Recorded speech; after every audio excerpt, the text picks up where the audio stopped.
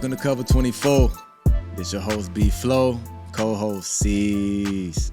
We got a little twist for you today. It might be another twist going forward. We've been getting so much feedback on our questions, and this is a big reason why we started this podcast. We started going into football and top 10 and top 25, but people wanted more and more feedback from us on these questions they have for us. So today on the podcast, we're going to do strictly questions. We're here for our consumer, and we just go do our best to try to get these young boys right, these parents right, try to answer everything we can. Got to get them right. To make everything smoother, easier for them moving forward.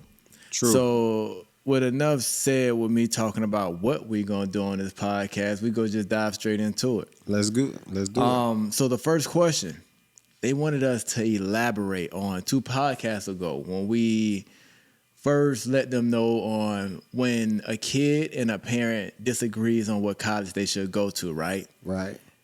And who should have the final decision. So we got a little question saying they need us to elaborate on what goes into the decision making to see who should win that pros versus cons kind of back and forth between. About which college. Yeah, about which college between the kid and the parent, right? So I'll give my take first. You want to go first? You go ahead and go first. I want to hear your take. I can go first. You sound like you want to show, bro. I'm not sure. You go first All right. because I got some stuff to say, but I want to hear what you got to say. Though. So for me, right, going through your whole process, right.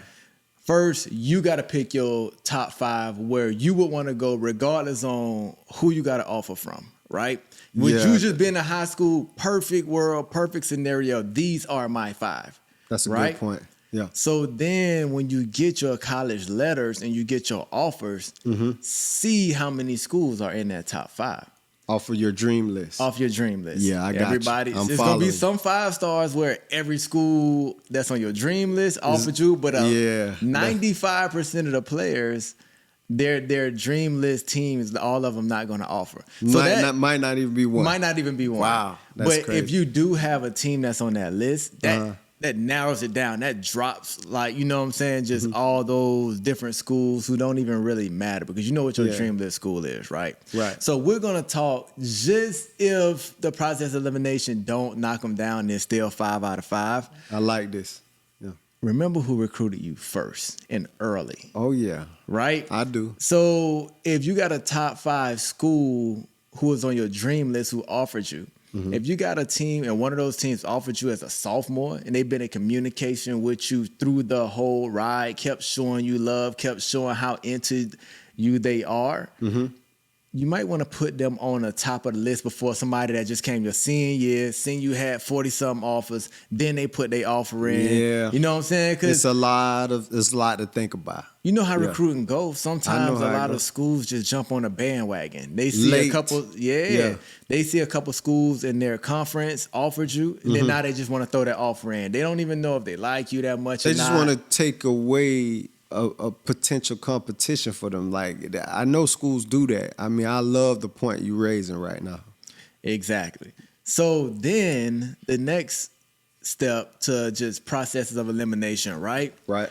Once you go by what school was on you early, and let's just say a school might have been on you 10th grade, another school came on 11th grade, so it's still hard to decide. You still got 3 or 4 of them in that little ruffle, right? That's kind of tough. Every recruiting coordinator or coach, whoever recruiting your region, go come to your house, right? Of course, yeah. So when he comes, get a vibe off of him, but don't make your decision off of how that guy treats you because you got to ask questions. Is that just your recruiting coordinator from the school, whereas you will have no interaction with him once you get to school? You get there? Because they can send a people person out, get you to commit, and you thinking you're going to be dealing with this recruiting coordinator, this guy that came out, but once you get to campus, you never really see him because he's on the road recruiting the next set of kids, right? They do that. They do that all the time. They have those people in place. Yeah. So you need to make sure that the person who you fell in love with, like, oh, I go with his school at, like I like his vibe. Make sure you will be dealing with him on a regular basis. You know what I'm saying? That you can go to him when you need something. If when your you're two going top teams, let's just say Alabama and USC, and the guy that came and sat in your living room, you vibe with him from Alabama the most, and you pick him over the guy that's coming from USC, but the guy from USC is actually like a coach, maybe your D coordinator, maybe your position coach. Like, he knows you. He sat in your living room. Yeah, he's going to have some type of ties to you because he's going to have to deal with you on an everyday basis. You know what I'm saying? With that. So try to figure out the guy who's coming into your living room, guy or gal. You know, because they are send both. They send both. Now. So just make sure, even if they're not a coach, even there's just player engagement. You know what I'm saying? Just make sure. Or the director of recruiting. Or they director do that of recruiting. now. Yeah, just make sure if you want a relationship with them and you want to just go sit in their office and talk to them about if you feeling homesick, they will be available for you. Yeah. Don't just let them send that person in your living room. You fall in love with them, you never and see they them out again. to the next. And then they out to the next, right? I got you. So then you finally take your visit, right? I'm a big fan of taking your parents on your visit, right? Because coming out of high school, you're not gonna ask all the right questions. What a kid gonna ask? Depth chart? How many freshmen you bringing in this year? How many seniors you got on the depth chart? They might not even ask. And they might not even ask that. They might not even ask that. So let's just say in a perfect world, a kid does ask that.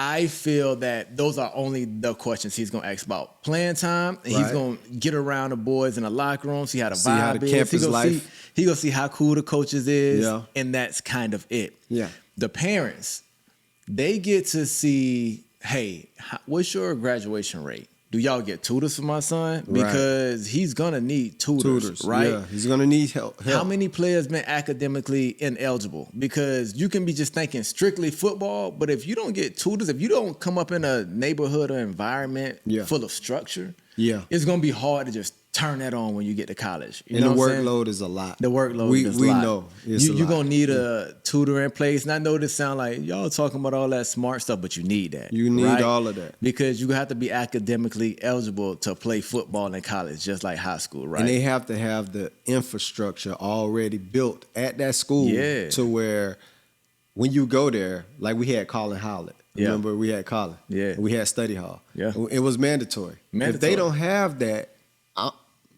that might be a red flag. That's definitely a red flag. And only parents would kind of peep that. Yeah. You know, us as athletes, we just going like, hey, what a party at? Yeah. What the baby's looking like? Is the dudes on the team cool? Like, you know what I'm saying? That's you wanna all know. we thinking about, right? So while you grasping as the athlete, can you be in this locker room? Yeah. Is the dudes cool? Yeah. Are the corners you got introduced kind of hating on you, looking at you like, why you coming in here? Or are they like, hey, bro, come here. We got the realest DBs in the land. Like, you need to come here and be with us. And they welcome that And they welcoming you. Yeah. You need to feel all those vibes before you make your decision. And also make sure you ask those players, hey, what is really like here, bro? Like, what you like and what you don't like. You know what I'm saying? Because players gonna be honest with you. They're like, bro, I love it here, this and that. But man, it's kind of boring sometimes. And just pay attention. Like, even if you go to a live party, listen to what they saying. Like, hey, like for some reason everybody came out tonight. It ain't normally like this. You'll get an idea. Like, hey. And also weigh your priorities. Is that even a deciding factor for you? Now, if it ain't, that's good. But if it is, then you definitely better like do what you said. You better investigate. And I also think you need to go to the regular like students. I don't want to say regular, but the students who are not athletes. When you go to the dining halls and you talk to students, you get a vibe for the real campus life. Because you're not going to just be with football players. You're going to be with these other people too. So you got to get a vibe. Definitely got to get a vibe. So you answered one of my questions, what I was going to say, what you do last. When you come off every visit you come off of, write down your pros and write down your cons. If you don't know what pros and cons is, that's your good things that you liked about your college when you went on that visit. Yeah. And then you write down the things you kind of didn't like. The negatives. Right? Yeah. All the negatives that came about while you were on that visit.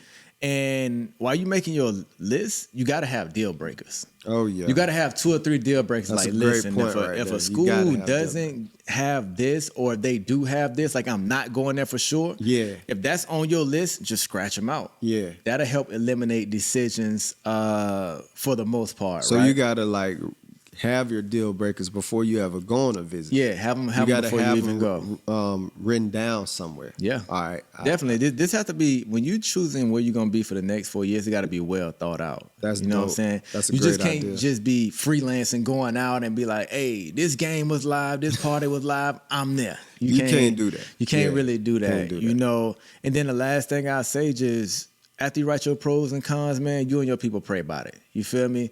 And see where you kind of feeling that after that. That's real. If y'all disagree, after all these processes of elimination, then first hear your parents out.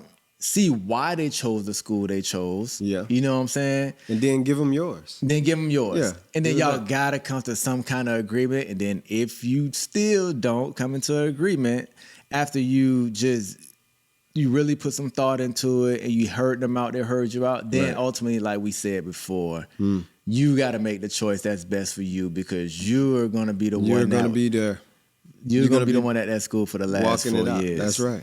Yeah. So that's my breakdown on weighing your decision. You know, you got anything you want to add, or you just want to? I couldn't agree with that more. Like, I really can't add to that. I mean, if anything, I would say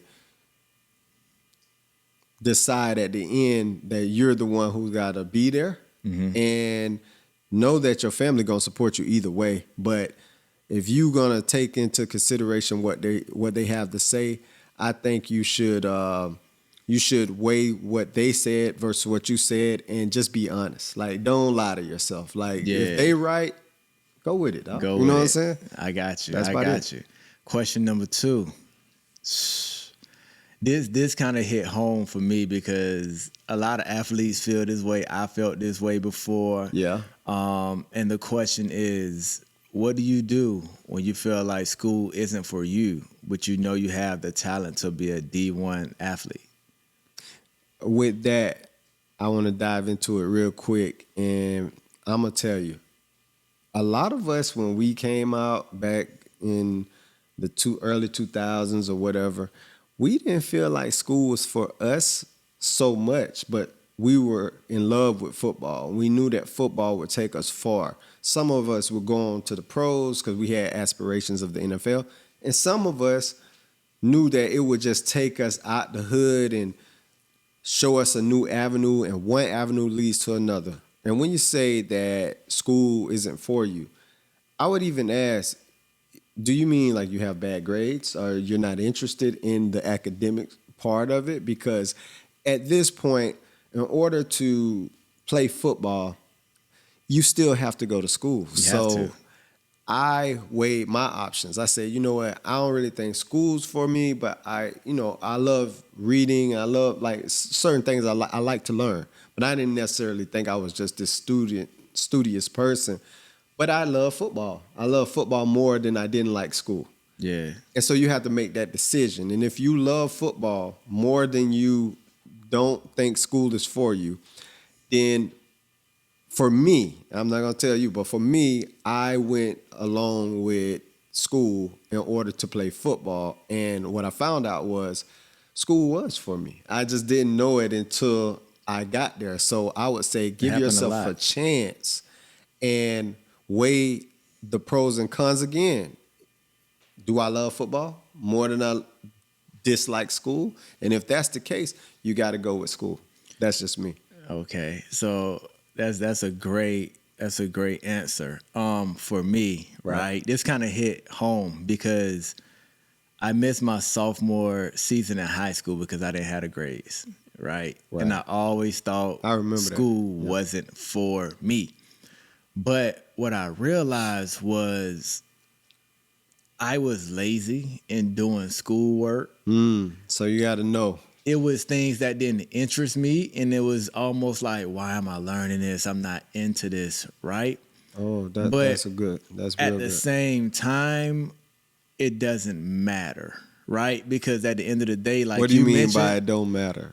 at the end of the day, if you want to play football, you gotta get your grades. Okay, Like it I doesn't got matter you. how you I feel. follow you. Like you got to take the selfishness out of it Yeah. because It's a if part you- of the sacrifice. Yeah, it's part of the sacrifice. It's almost like if you want to be a great player, you got to practice. You gotta lift weights. If you want to be in the best condition to win games, you got to do conditioning tests. And you got to have to always do things you don't like on the field That's to be real. successful. That's a great point. School just aligns with football. It just does. is what it is. It's just one of those things. It's not going to stop after high school. That's No. why we even harped on you better have tutors in college because you're going to have to get college, you have to be eligible in college to play college football. Right. So my thing is you're going to always have to do things you don't want to do, right? And I understand that That's a great point if you right fall behind, it Yeah. can kind of take you out of wanting to learn because you feel like you're so behind and I Yeah. can't catch up. Right. And I had that problem, and it's just something you're going to have to grow up and do and just say, go talk to your guidance counselor and say, is it any extra tutoring,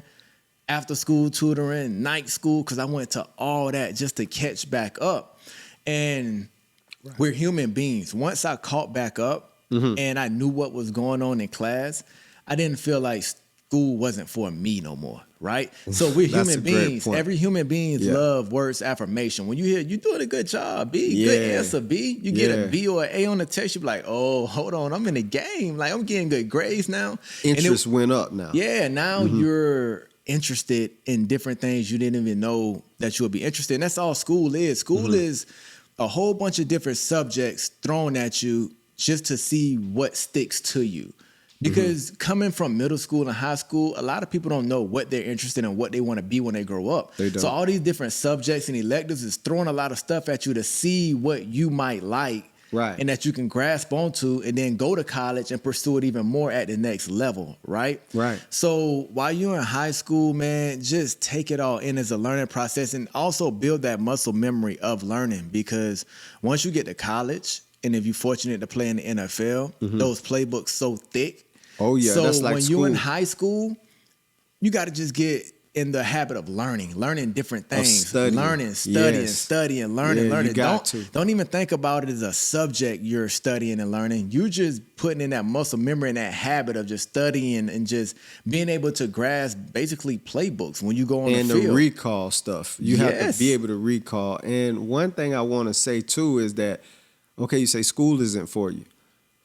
Well, like B said, maybe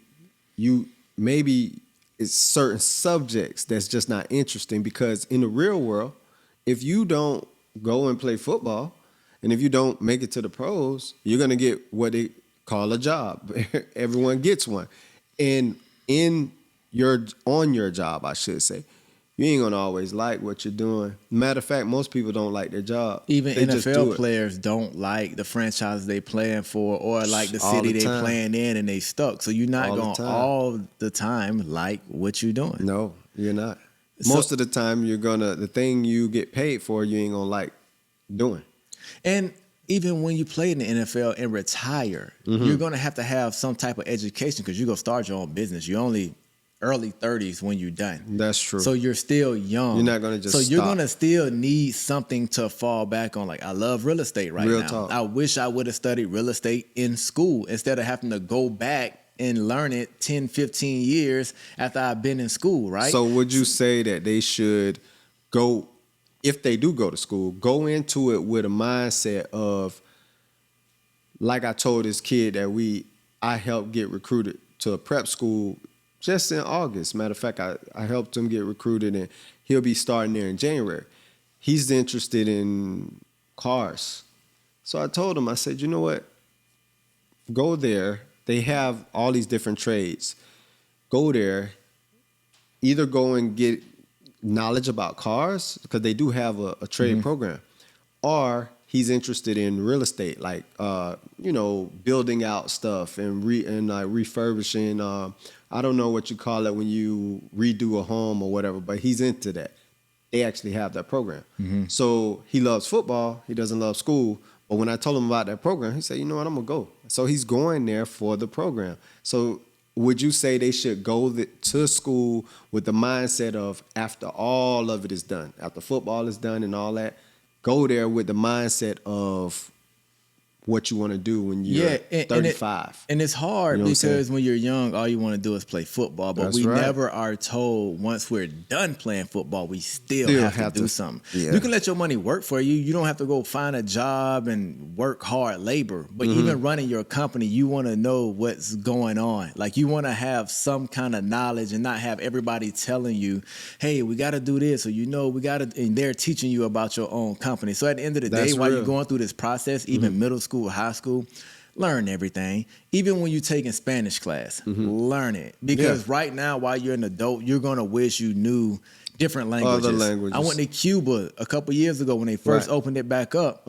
and we had to hire a translator just because we didn't know how to speak Spanish. And I was just literally just sitting there like, yo, I had to take Spanish in high school and college. Why didn't I just really learn Pay this? Why? attention. I had to go through the process instead of just trying to barely get by and get a grade to just get on the It's field not with. just a grade. Just learn it. It's for real life. Like, it's apply for- it. Yes, I agree with that. Just learn everything, man. That's Just real. like they say, don't try to take the elevator up. Take the stairs. Take the You know what I'm stairs. saying? Learn everything. Be the world's most interesting person. When you know 5 different languages, you know about technology, you know about real estate, you know about everything under the sun. Just go through everything. And like I said, if you feel like you're behind and you just can't catch up, and that is the thing that's kind of keeping you away, get up with your counselors, and you're going to have to put in the work. You're going to have to be an adult and put in the work and say, I'm going to go after school. I'm going to go extra tutoring, or I might have to go to night school. I even had to go to night school. So you got to So did we just make this young man feel like I really don't want to go to school now? because I hope we didn't do that. We're just trying to give you the real. Your thing is, if you want to play in the NFL one day, or the NBA, or MLB, or just even go to college, even if you're track. a woman listening to this and you want to just go play in the WNBA or just play anything sports related in college, it's just, you're going to have to sacrifice. Are you willing to throw away your whole dreams and being able to basically set your life up for the rest of your life to be a certain way just because you're saying, I don't want to go to school right now? I'm going to tell you now, it ain't worth it. You feel me? Yeah. It ain't worth it. Just get it done, and then you'll see how much that paid off once you finally made your decision to buckle up. And school is hard. A lot of people feel like it isn't for me, but at the end of the day, just get it done. It's just something you have to do. So, and you can do it. Yeah, you can do it. Going into our last question. We always get the toughest questions. I love it. I love these questions. This is actually from a parent. It says, my son is hanging around his childhood friends, and I think it will affect his chances of going to college. How should I break that ice to him, saying he needs to separate from the friends that he's been hanging around from grade school now that he's going to high school? Well, that's going to be hard to do, but I'm just going to go with the theme that maybe he needs to separate just because this is what you said. I'm just going to, I'm not going to debate whether or not these people are good or bad because you're the parent and you know. So let's just say he does need to separate from them. There's a natural way you can do it. My mom, when I was in high school, I had pretty good friends, really good friends, and they wasn't really into nothing too terrible. But, when you get a bunch of young boys together, you get into stuff. Yeah. And so we would sometime. And naturally, what my mother did and what I would suggest you do, my mom started having so much for me to do with her and with the family and like going to different extra classes. I mean, I remember she just kept you busy. She just kept me so busy that when I did see my friends, I only could see them for a few minutes or for like an hour or two. And it was like, hey, we got to go. You know what I'm saying? And you got something to do. And then by the time we were done, it was time for me to study and go to bed or whatever. And so I would say idle time is the devil's playground. And so it seems like he has a lot of time, and I would say you as a parent, instead of just telling him not to hang with them, strategically find something for him to do.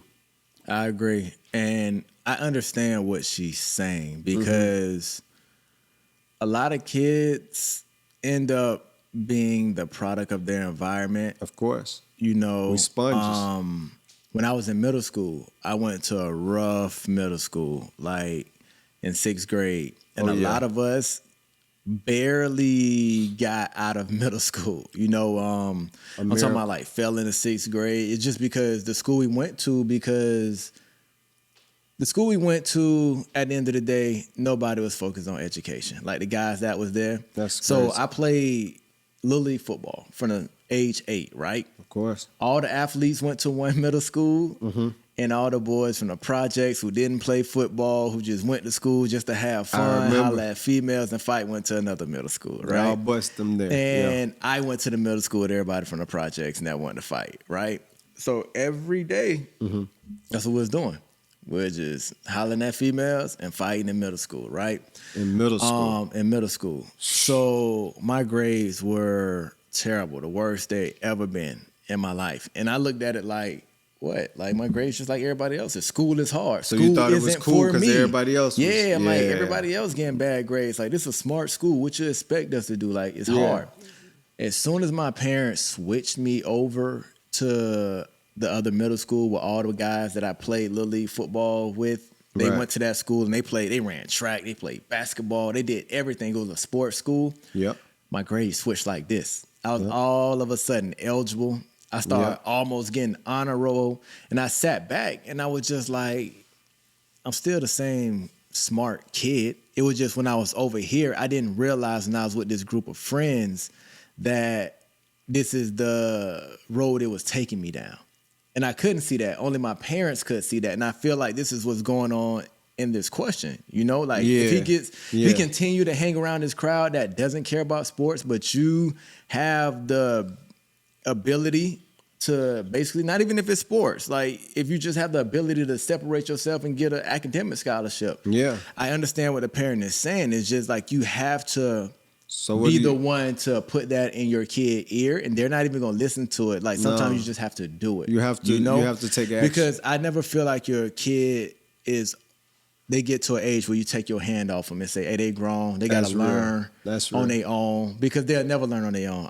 I'm in my mid-30s now, and I still don't. Yeah. I still don't want to learn them on. I'd rather my parents tell me, like, listen, because you have them, you might as well. So, So still moldable clay. My thing is, don't ever take your hand off your kid. Like, guide them.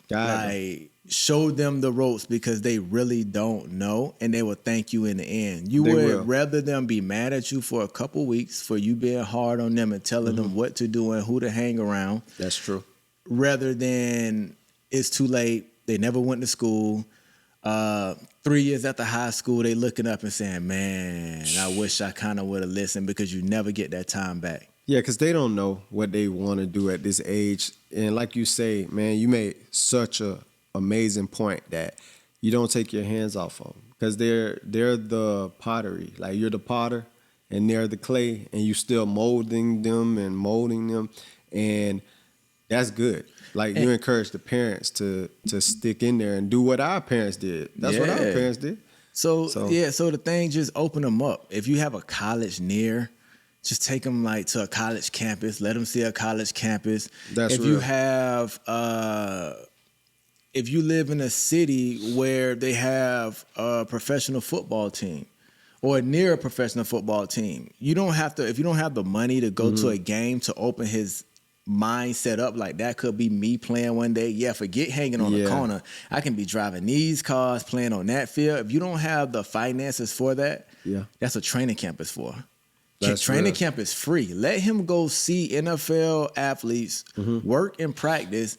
And once he see, once NFL practice is over, and then after practice is over, everybody go on their own and work on their own little skill set, what they need to work at. You just sit there and talk to them like, look, you see those guys went in over there? You see that guy? He ain't follow behind them. He knows he has to work to be the best at this. You know what I'm saying? So you'll start putting in his mind, like, this is what you want to be, right? You see how he got to separate himself, and you see why he's good or why he's going to make the team. He's separating himself, and he's not doing what everybody else is doing right now. You just can't let the neighborhood raise them. Yeah, you You can't. gotta these are the critical years now. Even though I know they were young, but now they're in them years where they're making their own decisions. And as a parent, sometimes, because I'm a mentor and you are too, when we see these parents and we go to the park, Delray Rocks, and you talk to the parents and you see these parents is really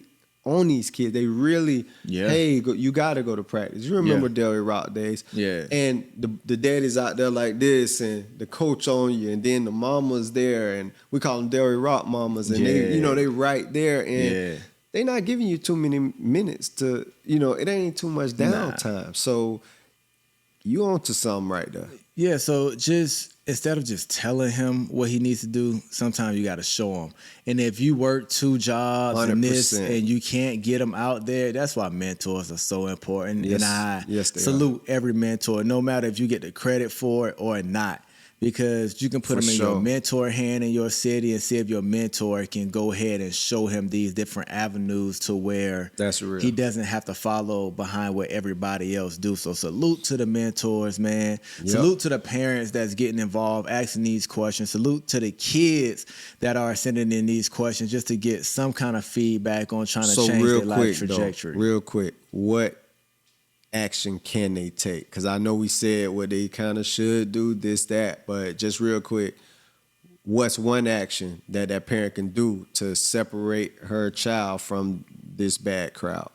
First off, just sit him down, right? And just tell, or he or she, because I hate just saying he. Yeah, because you don't know. Yeah. So he or she, just sit them down, tell them exactly how you feel, give them examples. If they're in middle school, say, hey, remember you used to go to the high school games and this guy that should have went to school, because every city got him. This guy that should have went to college, you see what he's back around doing, you see how he hanging around the neighborhood. What else could they do if talking ain't enough, though?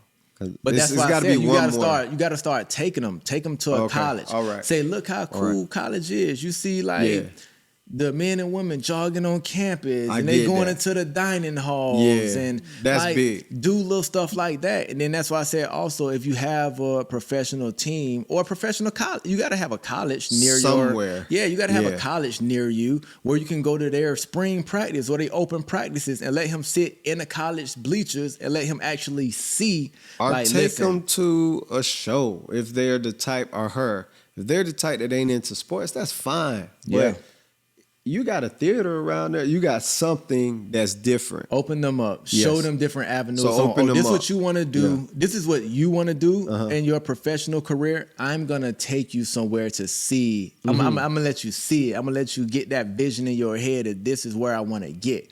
And bring them back to life. Like, if you hang around them, you probably are not going to get there because they're not focused on the same goals you have. So as a parent, I'm going to go with what you said. Basically, sit them down, talk to them, and take them to expand their horizons, meaning like either if it's local, fine, but it might even be better to take them on a vacation trip somewhere, maybe see something they never seen. If they from Florida, take them to see some mountains. If they from that area, take them to Florida. Like, do something, like take them to New York to see the city lights and, do something different and then bring them back to reality and say, hey, it's more to life than this small environment.